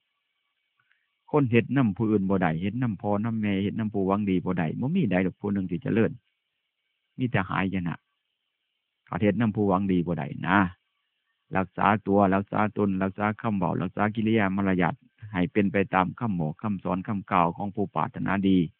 ผู้มีอุปการะไผผู้มีอุปการะผู้ให้ความช่วยเหลือผู้ปรารถนาดีนี่ครับนั่นล่ะไผก็ตามที่เห็นกันอยู่ก็คือผู้เลี้ยงเฮามาพาเฮาใหญ่นี่ล่ะถ้าเฮาบ่เฮ็ดนำพวกหมู่นี้เฮ็ดนำพวกนี้บ่ได้เนี่ยชีวิตบ่ต้องไปสงสัยบ่ต้องมาคิดว่าสิเป็นนั่นจังซี่ดอกบ่ต้องไปสงสัยบ่ถึงความเจริญบ่ถึงความเจริญบ่สมกับพบความเป็นมนุษย์พบความเป็นมนุษย์คือสัตว์ผู้เจริญคันเฮาเฮ็ดนำพวกหมู่นี้บ่ได้บ่ละความเห็นบ่ละทิฏฐิบ่ละมานะบ่เฮ็ดโตเฮ็ดตนให้เป็นไปตามกับผู้ปรารถนาดีใดนี่มันสิบ่ถึงความผู้เจริญมันสิเป็นผู้ไปทั้งขวงไปทั้งขวงแปลว่าหยัง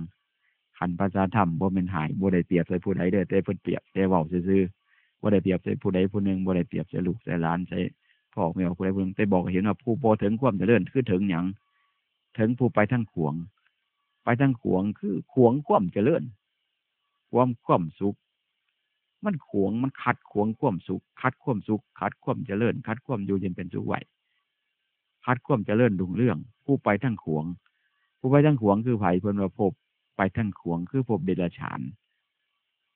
ขวงความเจริญมันบ่เงยหน้าขึ้นซื่อๆได้พวกพบขวงนี่มันบ่ตรงขึ้นมันบ่โตตรงคือมนุษย์เพิ่นว่าพบขวง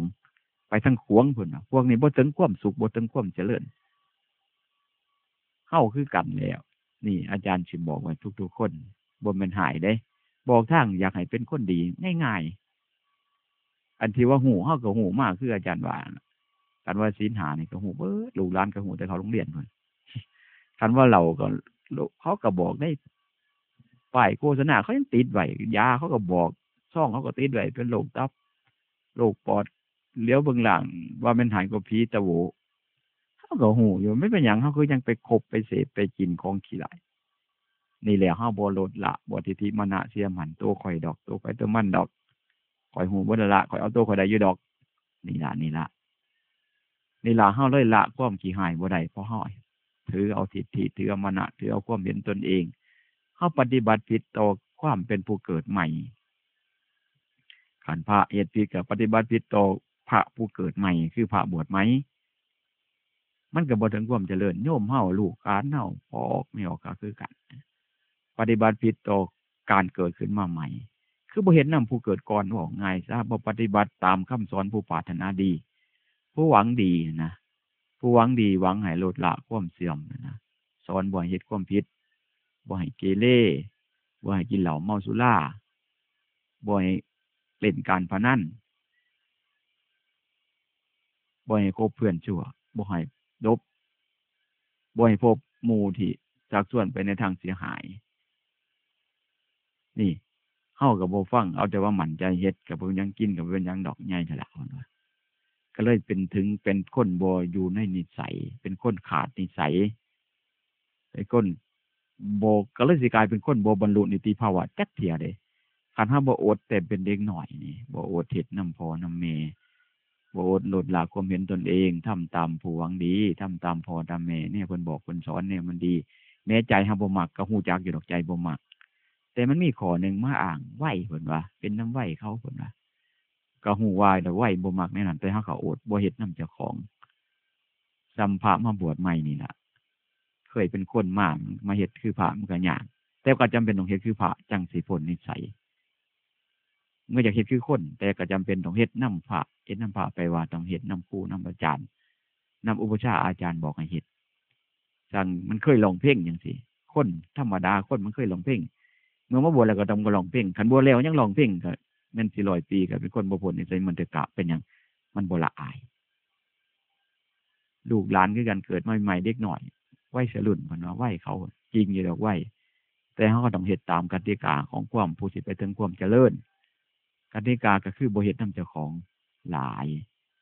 เฮ็ดนำพ่อนำแม่นำผู้หวังดีนี่ล่ะฟังเพิ่นแม่นเฮาสิชอบอยู่กับกะยาเถาะเพื่ออนาคตชีวิตของเฮาอย่าสิไปเข้าใจว่าตัวเองเอาตัวได้อยู่ดอกนั่นคือเครื่องปิดบังนั่นคือพักตูนั่นคือแนวตีตันบังความดีบังความงามบังความเจริญบ่ให้เฮามองเห็นถ้าเฮาบ่ลดละตัวนั้นออกเฮาสิบ่เห็นความดีบ่เห็นความจริงสิบ่ถึงความดีสิบ่ถึงความเจริญสิถึงความวิบัติสิถึงความเสื่อมนี่อยากฝากไว้อย่าเป็นคนมั่นใจตนเองหลายผู้มือมันมั่นใจเจ้าของโพดบ่มั่นใจในทางดีนั่นนะบัดในทางดีบ่มั่นใจว่าสิเฮ็ดได้ได้บัดนี้เฮ็ดบ่ได้ดอกคนว่าแน่มั่นใจแนวใดบ่มั่นใจในทางดีไปมั่นใจในทางที่มันปิดถึกกิเลสถึกทิฏฐิมานะมันปิดบังไว้ได้อยู่ดอกคนว่าวันแนวมันดีเฮ็ดบ่ได้ดอกคนว่านี่ล่ะมันบ่แม่นมันบ่ถือมันเป็นทิฏฐิเห็นผิดเป็นความเห็นผิดเป็นบ่เป็นความเห็นถือจังซั่นอยากฝากไว้เฮาอย่าใช้ชีวิตแบบบ่ถูกระบบของชีวิตการใช้ชีวิตต้องใช้ให้ถูกกับระบบของชีวิตชีวิตจังสิเจริญต้องใช้ให้ถูกกติกาของชีวิตก็คือการเกิดขึ้นมาต้องมีการศึกษาเรียนรู้เมื่อศึกษาเรียนรู้แล้วต้องมีระบบระเบียบว่าเฮ็ดจังได๋ซ้ำโลกเขาบัญญัติไว้นี่ล่ะเอาซ้ำนี่ล่ะลูกหลานซ้ำโลกบัญญัติไว้นี่ล่ะโลกบัญญัติไว้ธรรมบัญญัติไว้นี่ล่ะโลกบัญญัติไว้คือบรรลุนิติภาวะมองง่ายๆนี่ล่ะหลายคนก็ฮู้แต่บรรลุนิติภาวะบ่ผิดต้องตามกฎหมายหลอกลวงกันแต่มองให้ลึกซึ้งคำหมายกฎหมายข้อนี้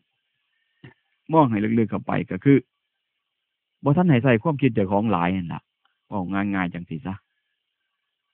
บ่ทันได้เฮ็ดนำเจ้าของหลายเป็นหยังจะบ่เฮ็ดนำหลายมันเกิดมาใหม่มันบ่ทันมีประสบการณ์มันบ่ทันฮู้จักผิดจักถูกโบราณเพิ่นว่าเสียผู้อาบน้ำร้อนมาก่อนเพิ่นว่ามันบ่ทันฮู้ว่าแนวใดมันผิดแนวใดมันถูกนั่นน่ะมันฮู้แต่ความคิดฮู้แต่ความสำคัญเข้าข้างทิฏฐิตนเองซื่อๆคันเว้ากันนั่นหลอนก็ว่าบ่ทันได้เฮ็ดนำเจ้าของนั่นล่ะลูกหลานเอ้ยจำตัวนี้ไว้ให้ดีเด้อบ่ทันได้เฮ็ดน้ำใจบ่เฮ็ดน้ำกิเลสเจ้าของบ่เฮ็ดน้ำใจเจ้าของนั่นล่ะหลาย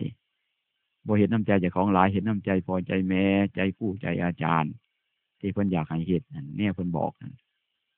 แม่นว่าใจเฮามักแนวใด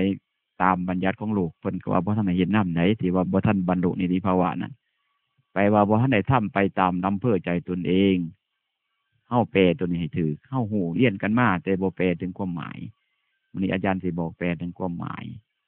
เฮาบ่ทันมีสิทธิเฮ็ดตามใจตนเองได้คันบ่ถึง18 ปีคันถึง18 ปีแล้วทางธรรมเพิ่นก็ว่าถ้าเฮาบ่ทันฮู้จักละอาย บ่ฮู้จักย่านความผิดนั่นยังเฮ็ดความผิดได้ก็ยังเฮ็ดนำเจ้าของบ่ได้ยังเป็นคนมักของผิดอยู่นั่นเอิ้นว่าคนบ่มีความละอาย18ปีแล้วยังเป็นคนมักของผิดมักของขี้ร้ายมักของบ่ดีนั่นเอิ้นว่าบ่บรรลุนิติภาวะคือกันในหลักธรรมเพิ่นบอกว่าบ่มีความละอายคนยังมักของผิดนั่นยังชอบทำความผิดทางธรรมเอิ้นว่าบ่มีความละอายบ่รู้อาบัติหนักอาบัติเบาอาบัติก็คือโทษนั่นล่ะถ้าเฮายังเฮ็ดผิดทำผิดถึง18ปีไปแล้วก็เอิ้นว่า1บ่มีความละอาย2บ่ฮู้โทษหนักโทษเบาบ่ฮู้จักโทษพวกนี้ก็บ่ได้เฮ็ดนำความคิดเจ้าของเด้แม่น18ปีก็ตามถ้าเว้าตามถูกต้องบ่ทันได้เฮ็ดนำความคิดเจ้าของหาเฮ็ดนำไผเฮ็ดนำความเห็นเฮ็ดนำคำสอนผู้รู้ทั้งหลายเฮ็ดนำคำสอนพระพุทธเจ้าชีวิตยังถึงความเจริญได้แม่น18ปีไปแล้วยังมักกินเหล้ามักเล่นไก่มักเล่นการพนันมักประพฤติผิดในกามใจมักจังสั่นใจพ่อใจจังสั่นแล้วก็เฮ็ดไปแต่ว่าก็ต้องบ่เฮ็ดนำสิ่งเหล่านั้นบ่ทันมีสิทธิ์เฮ็ดนำความคิดเจ้าของพวกยังใจมักจังสั่นเอิ้นว่าใจบ่ทันมีความละอายถือว่าบ่ทันบรรลุนิติภาวะบ่ทันได้นิสัยตนเองบ่สามารถจะทำตนตามตนเองได้เป็นหยังทำตามได้บ่มีไผห้ามได้ตัวผมเฮ็ดอยู่ได้อยู่มันบ่ได้ความเจริญมันได้ทางขวง มันได้ไปทางขวงบ่ไปทางเจริญขวงความดีขวงบุญขวงกุศลขวงศีลขวงธรรมขวงความสุขเอาบางทีล่ะมันขวงความสุขเด้คันเฮ็ดนำคันบ่มีความละอายนะบ่มีธรรมขวงความสุขติล่ะบ่มันเสียขวงความสุขเจ้าของซื่อๆได้ขวงความสุขพ่อแม่ขวงความสุขลูกผัวสามีภรรยาขวงไปเบิดถ้าบ่ทันได้นิสัยเป็นหยังบ่ทันมีความละอายบ่ทันมีนิสัยมุตตะบ่ทันมีบรรลุนิติภาวะนี่เว้ามามองนี่หลายคนอยู่ในบ่ทันบรรลุนิติภาวะอย่างนี้ หลายคนอยู่ได้พอนั้นบ่ทันบรรลุนิติภาวะว่าแต่เจ้าของคักว่าแต่จะฮู้ละเบิดนั่นล่ะที่แท้บ่ทันฮู้เรื่องอีหยังเลยนะอย่างแต่ว่าเจ้าของหูบทคู่อย่างบ่ชูอย่างที่แท้ว่าท่านหอนบรรลุนิติภาวะเบิ่งเจ้าของนี่เด้อเบิ่งคักๆขายังบ่ทันญาณความผิดนั่นน่ะแม่นล่ะบ่ทันบรรลุนิติภาวะยังบ่ทันรู้โทษหนักโทษเบาบ่ทันจักรู้โทษอยู่นั่นยังมักของขี้หลายมักของผิดมักของเสียมอ้างว่าแต่หูบ่นั่นล่ะที่แท้บ่ทันหูว่าเจ้าของบ่ทันบรรลุนิติภาวะวันนี้อาจารย์สิบอกให้ฮู้ซะคันบ่ทันบรรลุนิติภาวะเฮ็ดจังได๋อย่าสิฟ้าเฮ็ดนำเจ้าของเฮ็ดน้ำผู้เพิ่นปรารถนาดีเฮ็ดจังได๋พอผู้ฆ่าตายแล้วเอาตายกับพระพุทธเจ้าเด้บ่ทันตายคำสอนเพิ่นครูบาอาจารย์ยังหวังดีอยู่ผู้ปรารถนาดีบ่ได้หมายถึงแต่พ่อแม่ผู้เดียวเด้ผู้มีอุปการะบ่ได้หมายถึงพ่อแม่ผู้เดียวผู้หวังดีต่อเฮานั่นล่ะคือผู้ปรารถนาดีบางเที่ยก็แม่ออกเฮานี่ก็เป็นผู้ปรารถนาดีต่อเฮาอยู่ได้พอออกเป็นหยังเป็นผู้มีอุปการะแก่เฮาอยู่ได้ผู้เขาหวังดีให้ต่อเฮานั่นยามเขาไปกินเหล้าเขาหายเขาด่าเขาจมนั่นเขาก็เป็นผู้ปรารถนาดีได้นั่นผู้มีเฮามีหน้าที่จะเฮ็ดนํเขาได้นั่นจังเที่ยยามเขาไปเฮ็ดบ่ดีซ้ำซ้อนนอกจิตนอกใจเที่ยวแสะเขาหายเขาด่านั่นก็เป็นผู้ปรารถนาดีได้เขาย่านเฮาบ่เจริญนั่นเขาก็เป็นผู้ปรารถนาดีเฮาก็ขันยังใจมากจังซั่นอยู่ก็ชื่อว่าบ่ทันบรรลุนิติภาวะเด้อบ่ทันบรรลุนิติภาวะคือบ่ทันใส่ความคิดเจ้าของได้นะถ้าบ่ทันเห็นโทษมื้อนี้หลายคนอยู่ได้ฟังมองนี่ฟังให้เข้าใจแล้วก็เอาไปเฮ็ดได้คันอยากเจริญก็บ่อยากไปทางขวงคันไปทางขวงก็โอ้ยซอยเหลือบ่ได้แล้วตัวนี้อาจารย์ก็มีแต่หน้าที่เว้าเท่านั้นเด้มีแต่หน้าที่บอกจังหยังจังว่านี่มันคนไผก็อ้างว่าแต่เจ้าของฮู้อ้างว่าแต่เจ้าของเก่งที่แท้บ่รู้เรื่องของเจ้าของลูกหลานก็ว่าบ่เป็นหยังดอกข่อยเอาตัวข่อยได้ดอกบ่เป็นหยังดอกเอารัฐธรรมนูญของชีวิตกฎหมายโลกก็ตั้งไว้18ปีก็ยังว่าแล้วว่าอีกนั่นรัฐธรรมนูญของการเกิดขึ้นมายังเฮ็ดนำตนเองบ่ทันได้แต่ว่าผู้บ่ทันบรรลุนิติภาวะเฮาละฟาดตั้งแต่บ่ทันออกโรงเรียนพุ่นบ่อยากให้ไผสอนบ่อยากเฮ็ดนำผู้อื่นว้ายมันสิเจริญได้จังได๋ล่ะลูกหลานมันบ่เจริญเด้บ้านผู้ลางคนโอ้ยผมเฒ่าแล้วผมอายุหลายแล้วเพิ่นว่าผมฮู้เบิดแล้วแต่ว่าบ่ทันได้เฮ็ดนำความรู้นั่นยังมักของผิดเฮ็ดของขี้หลายอยู่นั่นแนวนี้พระพุทธเจ้าว่า100 ปีก็บ่พ้นนิสัยบ่พ้นนิสัยล่ะเฮ็ดจังได๋บ่มีสิทธิ์สิเฮ็ดนำเจ้าของได้จำให้ดีเด้อพวกจังซี่บ่มีสิทธิ์สิเฮ็ดนำเจ้าของได้จนฮอดมื้อตายออกง่ายๆซะ สังเกตเบิ่งเจ้าของเด้อพอออกเฮาส่วนนี้อยากหนักไปทางพอออกคันฮู้จักว่าเจ้าของมักของบ่ดีมักหยังมักบ่ดีมักกินเหล้านี่ล่ะตัวนึงมักเล่นการพนันนี่ล่ะตัวนึงมักเจ้าสู้นี่ล่ะตัวนึงระวังเด้คันเดี๋ยวสำคัญตัวมักเจ้าสู้นี่ล่ะคันฮู้จักว่ามักเจ้าสู้ใจมักเจ้าสู้มันมักของขี้หายบ่ทันเห็นโทษเอิ้นบ่ทันมีความละอายพระพุทธเจ้าบอกว่าคุณธรรมข้อนี้เป็นคุณสมบัติข้อนี้เพิ่นบอกว่าเป็นคนบ่พ้นนิติภาวะเป็นคนบ่พ้นนิสัยบ่มีสิทธิ์เฮ็ดนำความคิดเจ้าของได้จำได้ตัวนี้จำให้ดีคันจำตัวนี้ได้แล้วเอาไปปฏิบัติดีเจริญแม่นเฮาบ่มีปัญญาหลายแม่นเฮาบ่พ้นนิติภาวะกายาเถาะมันหังบ่พ้นอันละลายกลัวพ้นอย่างนี้อาจารย์สังเกตเบิ่งแม่นอยู่ได้เนาะแม่นความอาจารย์ได้ความนี้อาจารย์เบิ่งอยู่คู่มือมันคนบ่พ้นบรรลุนิติภาวะนั้นหลายกว่าบรรลุได้จังนี้ในโลกเฮานี่ล่ะแต่โลกเขาบ่ได้บัญญัติไว้ดอกตัวผล18 ปีเขาถือว่าผลโหลดแต่อาจารย์ที่บอกเอาหลักธรรมมาเปรียบให้เห็นว่าคันเปรียบตามหลักธรรมบุคคลบ่มีความละอายบ่ฮู้ความผิดบ่ฮู้โทษหนักโทษเบานี่โอ้มันบ่พ้นหลายอยู่ได้นี่แม่นแท้พอออกนี่ว่ามันเก็บทุกรายคนใดนี่บ่พ้นนี่มันบ่พ้นหลายคนเมื่อบ่พ้นเสียจังได๋บัดมันบ่พ้นเฒ่าเพราะหยังจนสิตายมันบ่พ้นก็อย่าสิเฮ็ดนำเจ้าของเพิ่นว่าคนบ่พ้นนิสัยเพิ่นก็บ่ได้ฆ่าทิ่มดอกพระพุทธเจ้าเพิ่นบอกว่าพวกนี้ซึกเพิ่นก็บ่ได้ว่าเพิ่นบ่ได้ฆ่าอย่างพระที่บอกว่าบ่มีความละอายบ่ฮู้จักอาบัติอานักเบาเพิ่นก็บ่ได้ว่าพวกนี้ไล่ขามซึกเพิ่นบ่ได้ว่าจังซั่นเพิ่นว่าบ่มีสิทธิ์เฮ็ดนำเจ้าของต้องอยู่นำครูนำอาจารย์ต้นตราบเท่าชีวิตจะหาใหม่เพิ่นว่าคือเบิดสิทธิ์สิเฮ็ดตนเองเฮ็ดเอาเจ้าของเบิดสิทธิ์สิไปเป็นผู้นำเบิดสิทธิ์สิไปเป็นผู้บริหารเบิดสิทธิ์สิออกปากออกเสียงน่ะนะเบิดสิทธิ์สิใส่ความคิดเจ้าของเอาความคิดมาบริหารการงานเอามันบริหารตั้งแต่บริหารตนเองเพิ่นว่าให้ครูให้อาจารย์ดูแลกลุ่มครองบริหารให้เฮ็ดนำครูนำอาจารย์ให้อยู่นำครูนำอาจารย์เพิ่นว่าหมู่เฮาก็คือกันล่ะพ่อทั้งหลายพวกบ่บรรลุนิติภาวะนั่นก็บ่แม่นว่าให้หนีไปทางใดดอกบ่ให้เอาความคิดชนิดนั้นออกมาเฮ็ดออกมาใช้ให้เฮ็ดนำธรรมคำสอนเฮ็ดนำผู้ปรารถนาดีให้อยู่นำครูนำอาจารย์อยู่นำจังได๋ผมอยู่บ้านไปอยู่วัดไปสิเลี้ยงลูกอย่างเนี้ยอยู่นำคำสอนพระพุทธเจ้า อยู่นำคำสอนอยู่นำคำบอกผู้หวังดีลังเทียก็อยู่นำคำบอกของไม่ออกหั่นล่ะคันเขาว่าบ่ให้กินเหล้าก็อย่าสิไปกินเพราะเฮามันบ่บรรลุนิติภาวะบ่บรรลุอีไหนเกิดบ่โดนกายาแหละเจ้าบ่มีความละอายเจ้ามักความผิดเจ้าบ่ฮู้โทษหนักโทษเบาเว้ยโทษกินเหล้าเป็นโรคตับเจ้ายังเพิ่นฮู้อยู่เจ้าบ่เท่ากินแถมบ่นำไปกินยามากโทษเขาจับติดคุกเจ้าบ่ฮู้นั่นล่ะเจ้าบ่บรรลุนิติภาวะจำไว้ จำไว้ให้ดีบ่บรรลุนิติภาวะแถมบ่นำโทษกาเมสุมิจฉาจารไปขึ้นก็บ่หิวทำให้ลูกเมียเป็นทุกข์เจ้ายังบ่ฮู้โทษนั่นแปลว่าบ่ฮู้โทษหนัก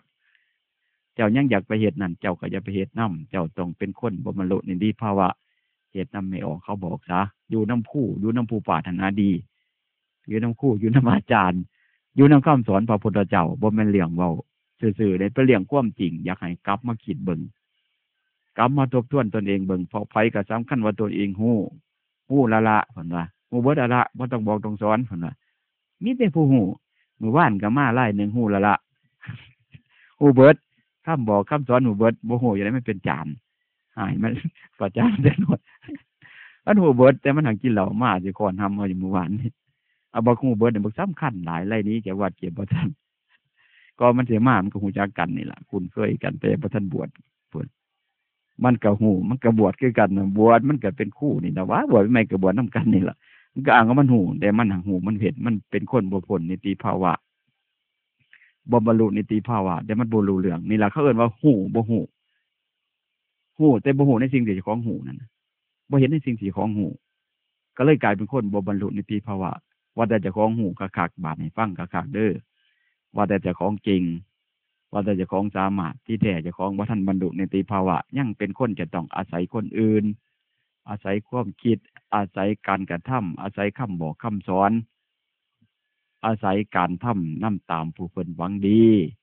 แน่ๆอีหลีเฮาอีหลีทุกคนก็บ่ทันบรรลุนิติภาวะดอกคันเว้าอีหลีเป็นหยังบ่ทันมีสิทธิ์เฮ็ดนำเจ้าของได้เบิดกูอย่างดอกรวมถึงอาตมาคือกันล่ะเว้าเขาอีหลีนั่นเป็นหยังเฮาบ่ทันมีความละอายเพราะสิละผิดละถูกได้คักๆพอสิดำตนให้พ้นไปจากทุกข์ได้นี่ว่าถึงผู้ละเอียดแต่ผู้หยาบๆชาวบ้านชาวเมืองเฮานี่ล่ะบ่ทันหูโทษของเจ้าของนี่บ่ทันหูโทษของความที่เฮ็ดให้เจ้าของตายจิบหายขาดสติปัญญากลายเป็นคนพิบ้านี่ นี่ล่ะเขาเอิ้นว่าบ่โหดโทษหนักพระพุทธเจ้าบอกว่าบ่พ้นนิสัยเด้อตัวเนี้ยนะ100 ปีก็ต้องอยู่น้ำครูน้ำอาจารย์เฮาก็100 ปีต้องเฮ็ดน้ำครูน้ำอาจารย์เฮ็ดน้ำคำสอนบ่ได้เฮ็ดน้ำเจ้าของมากกะยามันต้องฮู้จักจังซี่แล้วก็เซาเฮ็ดน้ำเจ้าของซะบัดนี้โดดออกซะละออกซะทิฏฐิมานะทายถอนออกซะเป็นภาชนะใหม่ซะอย่าสิอ้างว่าเจ้าของเก่งเจ้าของฮู้กะยายังเฮ็ดส่วนนั่นล่ะบ่พ้นนิติภาวะรู้แล้วบ่มีความลายพระเจ้าหมายเลข1ไว้เลยแม้มีพรรษา100พรรษาก็ยังไม่พ้นนิสัยมุตตะเพิ่นว่าเฮาก็คือกันแหละเกิดมาดนนะกายาที่เจ้าบ่ทันย่านผิดบ่ทันละอายต่อความผิดความเสื่อมเจ้าของสำนาบ่แม่นเสื่อมพื้นซั่นได้ยะนี่เสื่อมศีลธรรมเสื่อมในศีล5นี่บ่เสื่อมพื้นได้เสื่อมในข้อปฏิบัติของความเป็นมนุษย์เสื่อมในความเป็นคนนี่ได้ยะนี่บ่แม่นเสื่อมอันนั้นนี่เสื่อมในความเป็นมนุษย์ของชีวิตหาความเจริญยากนี่เด้เพิ่นจังว่ามนุษย์สมบัติน่ะรัฐธรรมนูญของมนุษย์น่ะหลวงพ่อเหลี่ยมหลวงพ่อเจ้าคุณเพิ่นเว้าอย่างรัฐธรรมนูญชีวิตนี่มันเสื่อมอยู่นี่ได้ยะนี่เฮามีแต่อ้างว่าฮู้เศร้าเด้อพวกว่าฮู้มันเบิ่งคักคิดเบิ่งคักตรวจเบิ่งเจ้าของนั้นบรรลุนิติภาวะหรือยังคันฮู้ว่าบ่บรรลุนิติภาวะคิดเบิ่งแล้วสิเห็นดอกคิดตามอาจารย์ว่านี่เห็นแล้วก็เศร้าเสียเจ้าของเศร้ามันเจ้าของซะเศร้าเฮ็ดนำเจ้าของซะบัดเฮ็ดนำไผเฮ็ดนำพระพุทธเจ้าบางเที่ยก็เฮ็ดน้ำลูกน้ำเมียนั่นล่ะอีหยังเฮ็ดน้ำลูกน้ำเมียบางเที่ยก็เฮ็ดแล้วลูกน้ำผัวคันเมียผู้ดื้อแต่หยังเขาบอกดีเขาหวังดีเขาอย่าสิไปกินเหล้าอย่าสิไปเที่ยวอย่าสิไปเล่นสาวก็เฮ็ดนำเขาซะเฮามันบ่บรรลุนิติภาวะนั่นน่ะพอเฮ็ดนำเพิ่นซะเด้อเฮ็ดนำไม่ออกซะเศร้าเฮ็ดนำเจ้าของมักหยังก็อย่าคันมักของผิดพระพุทธเจ้าบอกว่ามันบ่มีความละอายบ่ฮู้โทษหนักโทษเบาก็เฮ็ดนำผู้เพิ่นฮู้ซะไผผู้ฮู้กครูบาอาจารย์นี่ล่ะพระธรรมคำสอนพระเจ้าจังเที่ยก็ไม่ออกเฮาก็ฮู้ก็เฮาอยู่เด้ฮู้ก็เฮาแล้วเขาฮู้ก็เฮามีหลายอย่างจ้ะคันเขาเฮาไปเฮ็ดบ่ดีเขาหายเขาจมนั่นล่ะเขาฮู้ก็เฮาเฮ็ดนำเขาซะเขาอาจจะบรรลุนิติภาวะแล้วยังแต่เฮานะยามเขาไปกินเหล้าเขาก็จมไปเสพเป็นกินซ่าสูบยาบ้าเขาก็จมเขาก็หายเขาก็ด่ายามไปเล่นเล่นสาวเขาก็ด่าก็เฮ็ดนำเขาซะเขาฮู้ก็เฮาแล้วล่ะเขาฮู้ความผิดความเสื่อมเฮาบ่ทันฮู้นั่นเฮาบ่บรรลุนิติภาวะเศร้าเฮ็ดนำเจ้าของเพราะว่าลักษณะของคนบ่บรรลุนิติภาวะหรือบ่ได้นิสัยมุตตะเพิ่นห้ามบ่ให้เฮ็ดนำเจ้าของห้ามทำตามเจ้าของถือว่าเป็นเด็กน้อยนะถือว่าเป็นผู้เกิดใหม่แปลว่าบ่ทันเจริญทั้งจิตใจบ่ทันเกิดขึ้นในความดีบ่ทันเกิดความดีบ่ทันเกิดหยังบ่ทันเกิดความละอายนั่นเองนี่แล้วให้เข้าใจเด้ว่าแต่ฮู้เข้าใจแล้วบ่ฮู้คือหยังบัดนี้ฮู้จักแล้วบ่มองนี่ลูกหลานก็คือกันอย่าสิอ้างได้ว่าตัวไปตัวมันดอกอีพออีแม่ข่อยเอาตัวเองข่อยได้เจ้าบ่อย่ามายากนำข่อยเศร้าใส่ซาเศร้าเว้าเศร้าคิดเศร้านึกเศร้าทิ่มไปความคิดชนิดนั้นมาเฮ็ดน้ำเพิ่นสาเพิ่นบอกให้เฮ็ดหยังก็เฮ็ดบอกให้เรียนก็เรียนบอกให้ดีก็ดีนั่นล่ะบ่ให้กินก็อย่าสิกินบ่ให้เล่นก็อย่าสิเล่นนั่นนะอย่าสิว่าแต่เจ้าของเฮ็ดได้น่ะมันไปบ่ได้ดอกคนบ่ฮู้ก็คือคนบ่ฮู้นั่นล่ะสำเด็กน้อยมันสิไปเล่นน้ำแกงมันบ่มีแห้งมันก็ต้องตายนั่นล่ะเฮาก็ให้เป็นจังซั่นให้เข้าใจว่าเจ้าของฮู้หรือบ่ฮู้คันฮู้ว่าเจ้าของบ่ฮู้แล้วก็คันคิดตามอาจารย์สิฮู้ดอกว่าเฮาบรรลุนิติภาวะหรือบ่ทันบรรลุโดยเฉพาะลูกหลานนี่ก็อายุบ่ถึงก็แน่นอนอยู่แล้วล่ะบ่บรรลุคันถึงแล้วบ่ทันมีความละอายก็แน่นอนบ่บรรลุยังกล้าทำผิดยังชอบของผิดยังมักแนวที่มันผิดอยู่นั่นผิดต่อร่างกายผิดต่อชีวิตจิตใจผิดต่อความอยู่เย็นเป็นสุขของครอบครัวนั่นละบ่บรรลุนิติภาวะบ่พ้นนิสัยมุตตะเบิดสิทธิ์เสพนำเจ้าของใดพวกจังซั่นพวกเสพนำเจ้าของใดมีสิทธิ์เฮ็ดนำเจ้าของใดมีความละอายบ่กล้าทำผิดบ่กล้าสร้างเนี่ยเป็นโทษแก่ตนเองและคนอื่นนี่พวกนี้เห็นนำเจ้าของใดเป็นอย่างเขาบรรลุนิติภาวะพวกนี้เขาได้นิสัยมุตตะเขามีนิสัยละอายแล้วเฮ็ดไปมันก็บ่เป็นโทษแก่ตนเองบ่เป็นโทษแก่ผู้อื่นบ่เป็นโทษแก่ครอบแก่ครัวบ่ให้ทุกข์แก่บ้านแก่เมืองพวกนี้เขามีความละอายเอิ้นว่าเขาพ้นนิสัยมุตตะ